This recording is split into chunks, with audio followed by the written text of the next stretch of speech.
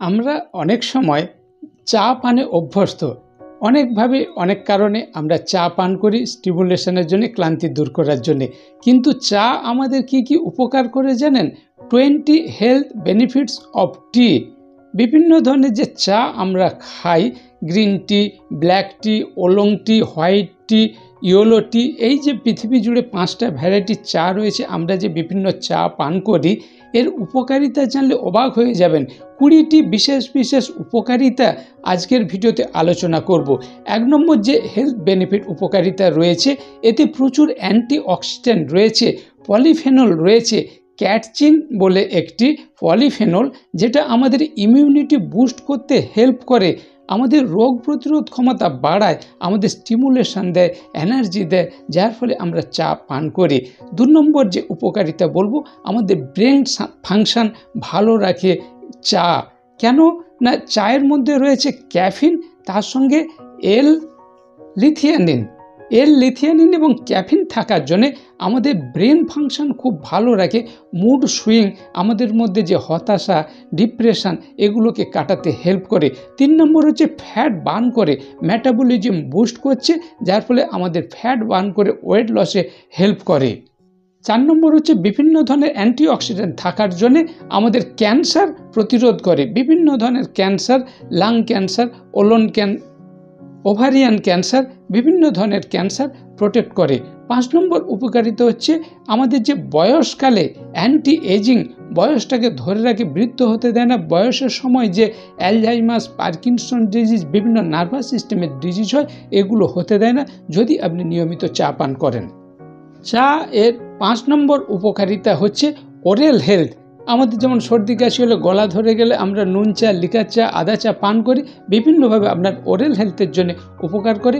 6 নম্বর উপকারিতা হচ্ছে diabetes control করে, গ্লাইসেমিক ইন্ডেক্সটাকে কন্ট্রোল করে, যার ফলে যারা নিয়মিত চা পান করেন 10% রিস্ক কমে যায় ডায়াবেটিস হওয়ার, যেহেতু এটা সুগার কন্ট্রোল করে এবং ডায়াবেটিসের কমপ্লিকেশনের যে ধরনের ডিজিজ আছে সেগুলোকেও হতে দেয় না, যার ফলে নিয়মিত চা পান সুগার রোগীদের জন্য খুবই উপকারী। 8 নম্বর উপকারিতা হচ্ছে হার্ট হেলথ।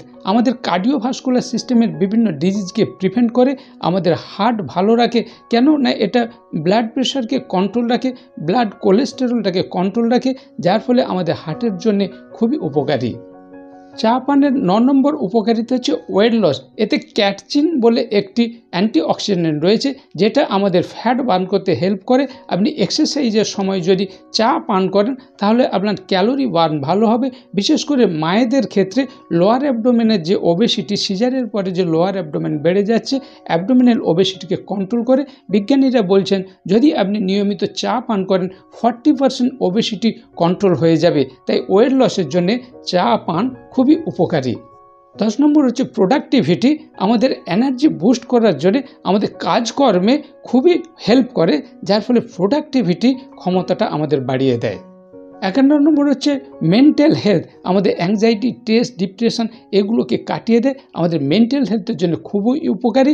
12 নম্বর হচ্ছে বোন হেলথ, অস্টিওপোরোসিস, বিভিন্ন ধরনের ইনফ্লামেশন, জয়েন্ট পেন, বাতের কষ্ট, এগুলো থেকে আমাদের ভালো রাখে চা।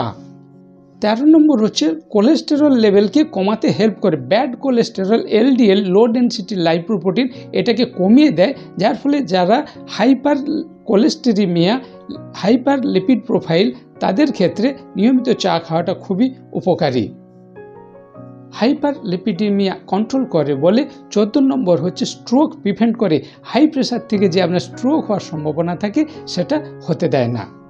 15 নম্বর হচ্ছে মেমোরি বাড়ায়, আমাদের বুদ্ধি স্মৃতিশক্তি বাড়ায়, যার ফলে আমরা ক্লান্তির সময় বিভিন্ন কাজ করছি, চা পান করছি। কেন না, এর মধ্যে থিয়ানিন বলে একটি পদার্থ রয়েছে চায়ের মধ্যে, যেটা আমাদের মেমোরি বাড়াতে হেল্প করে।